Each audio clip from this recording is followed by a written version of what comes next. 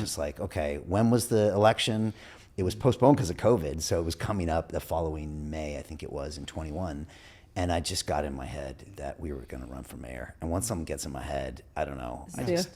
I don't know where it came from, but I was just like, and I also looked at the mayor, and every decision he made was hurting London. And it didn't make sense to me. I thought, if you're the mayor, you should try to make the city more profitable, more this, more that. But like every decision seemed to be hurting it, from the roads to the transport to the decisions about the business. And I was like, is this guy trying to ruin the city? Because it literally looks like every decision is trying to ruin it. But it just made me angry.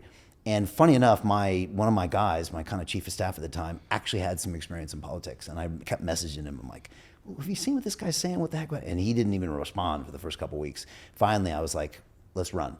So it got in my head. And I also thought, because of our social platforms, maybe this was the first time in history where a candidate could speak to the voter directly and not have to go through the media. Yeah. That wasn't there, and I don't know if it's there yet, but it's getting closer and closer, and that's what you see, Trump doing. Trump he goes straight direct because he knows that's the only way to get the message.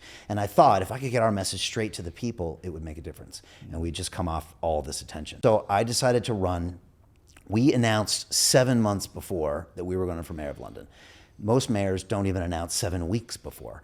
And also in England, elections are held they're held on a whim when the party thinks it's the right time to hold. So it was really early. We thought we needed to do that to build our brand, but it ended up being just a crazy long 7 months and millions of pounds. And we had a battle bus with my name on it, and we were putting out all these crazy videos, and we had a policy and a team, and I was getting media trained, because it's one thing to do this media, but when the BBC's coming for your throat, that's a whole different kind of media.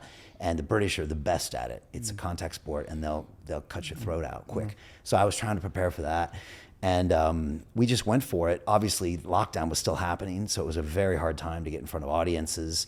And we ended up creating all sorts of other storms and things like that. We famously were followed by the police for 48 hours, and then in my battle bus, my kids were on the battle bus at the time. They didn't know that. But I got outside to film a video of me walking down the street, talking to my phone. We were surrounded by 5 police vans. About 20 police officers got out, and they came up to me and said, you are not allowed to campaign. I was like, what do you mean I can't campaign? What does that mean? I can't campaign. I can't talk?